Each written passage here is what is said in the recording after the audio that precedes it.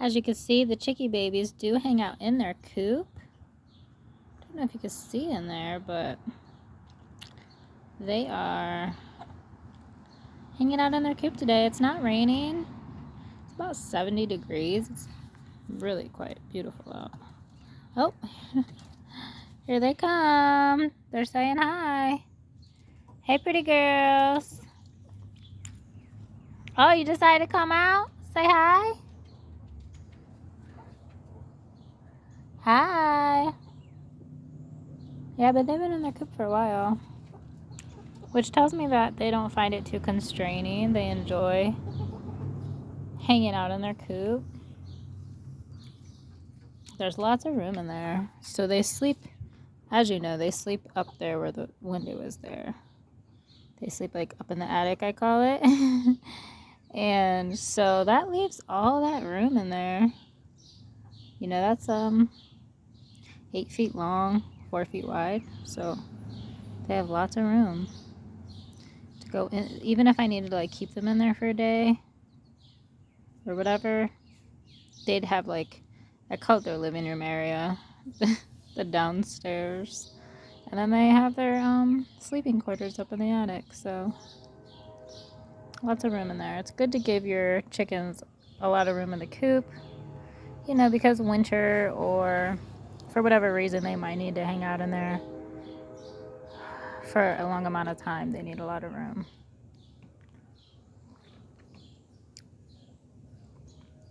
We have 6 Easter eggers. They are going on in a couple days. They'll be 15 weeks old.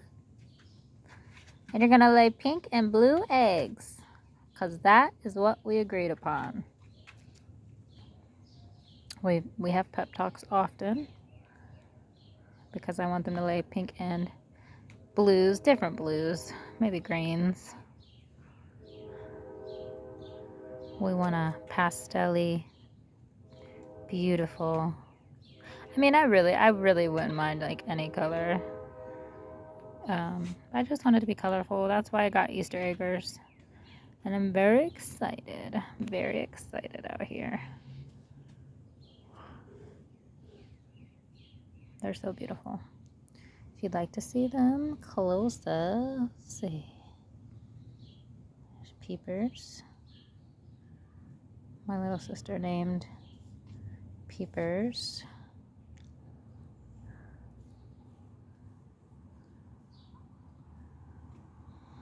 They're so cute.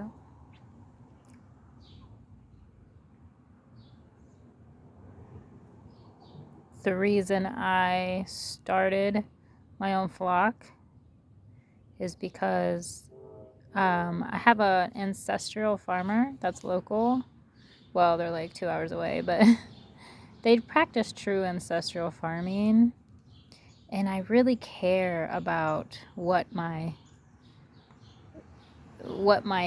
food eats. I care how the animals are treated and raised, and I care what they're fed. And my farmers, it's not often that they have eggs. They have milk. I get, raw milk from them. It's A2 and whatnot, a heritage breed of cow. And hi, Peepers. Hi. Hello. And they have beef usually, but they don't always have eggs. So I said, you know what? We're going to have our own eggs. They're going to be soy and corn free, seed oil free. Scratch and Peck Feeds is the only company I found that doesn't contain seed oils. I would even be okay with non-GMO corn. But luckily, Scratch and Peck, is no corn, no soy. Soy and corn are just highly GMO, GMOs are bad. Bad, if you don't know why. Google it. But, yeah. So, I did a lot of research. I did order them online, and I had them delivered. One was born with a messed up leg, And unfortunately, when a predator attacked, it killed her. Her name was Pearl. She was so cute. Anyway, so see, they're going in the coop. They're hanging out in and around the coop.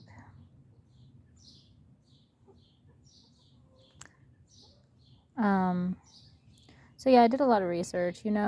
Chickens are true omnivores because they have crops, and in their crop, their food will sit for about 16 hours, and what they do is they ferment their food in their crop, and that's why they're able to digest grains and plants. That's why they eat grass.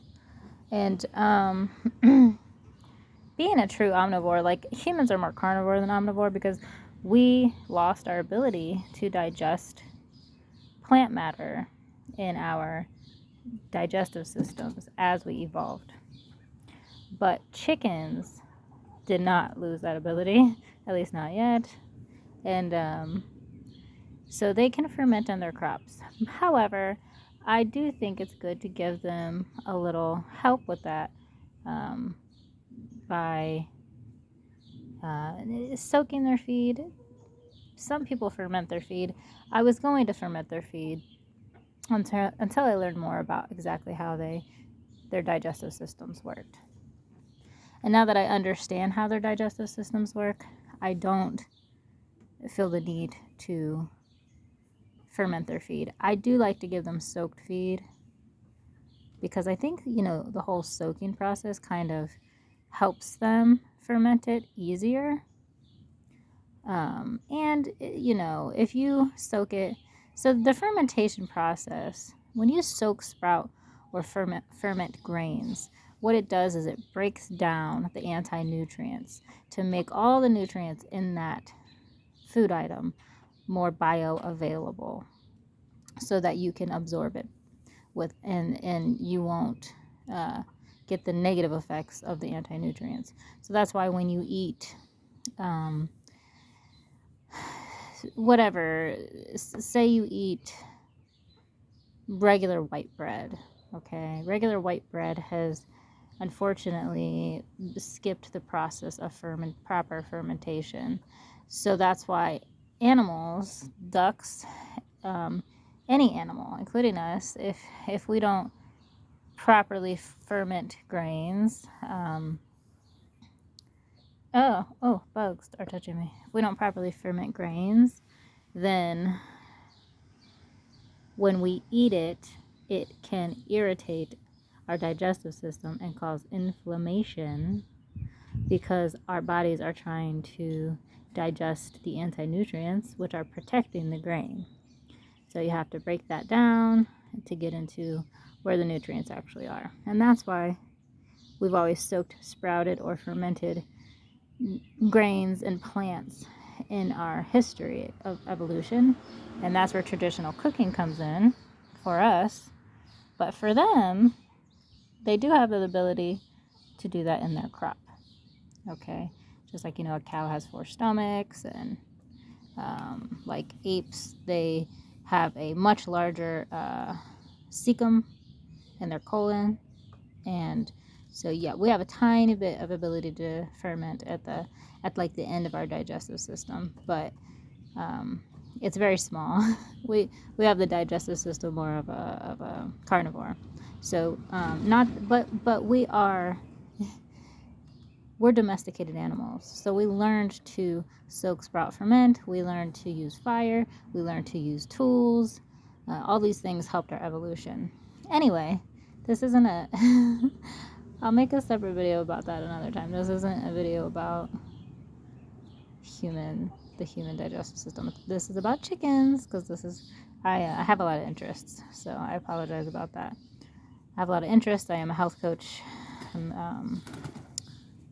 My number one interest is human nutrition, but understanding the proper nutrition of other animals helps you to have better nutrition for yourself. So we want our animals not fed seed oils. Seed oils, fake foods are the enemy. They're your enemy. They are your animal's enemy. You don't want to give them fake food coloring or fake ingredients of any kind. And the number one fake ingredient I think we should avoid, and all animals should avoid, and we should avoid feeding our animals, whether they're livestock or pets, is seed oils. Okay? Seed oils are, to me, the devil. And anytime I eat seed oils, I get terrible inflammation. Seed oils literally attack your cells. They change your cells, and they put like this plastic coating around your cells. And it's just really bad for you, and it can take a long time to get out of your system. So it's hard because they're in everything. Soybean oil, canola oil, all the vegetable oils. Fruit oils are okay. Animal fats are best. So coconut oil is okay. Fruit oils are okay. Coconut, palm, avocado. But when you get those kind of oils, you want to make sure they're from a single origin. So single sourced origin. So it doesn't say it's from 5 different countries. What happens is a lot of times those kind of oils, just like you get an avocado or olive oil. I don't know if I mentioned olive oil, but if you get an avocado or olive oil from the store and you test it, you'll find canola oil in it or soybean oil, because when they change a lot of hands like that, they sometimes can be adulterated. So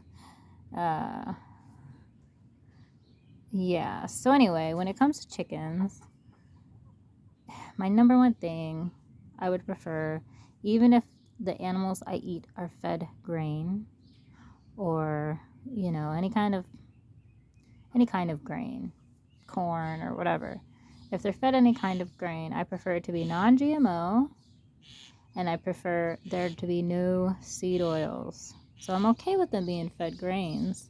I'm okay with cows being fed grains to fatten them up. I like animal fat, but I prefer, this bird has the weirdest, look, it's making this little cute noise. Oh my gosh, that's a brave little bird. I need to feed the wild birds. So one thing you don't want the wild birds doing is going in where the chickens are, because if they have the avian bird flu, you don't want it to spread it to them. This bird is crazy, I guess. Oh my goodness. What in the world? I stopped feeding them because somebody said, you gotta stop feeding the wild birds, in one of these chicken Facebook groups. I stopped feeding them, but now they're bothering my chickens. So I'm gonna have to start feeding again. See, I have their feeders way back there. See? And I was feeding them way back there so they would stay away from the chickens. I thought that was logical, but I think I'm gonna start feeding them again way back there. Keep them away from the chickens. I don't know. Everything is so controversial. Oh, now he's on this side. I've never seen these birds. My boyfriend said these birds just recently migrated here. He looked up what it is. It's a beautiful bird. It's like black and has blue feathers. Really pretty. Okay.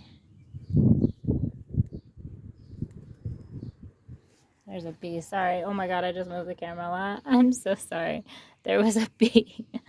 There was a bee flying around my head, and I was waving at the camera. I apologize if I gave you vertigo. I myself have central benign vertigo. It is an issue. I'll tell you what though, when I went low carb, it went away. And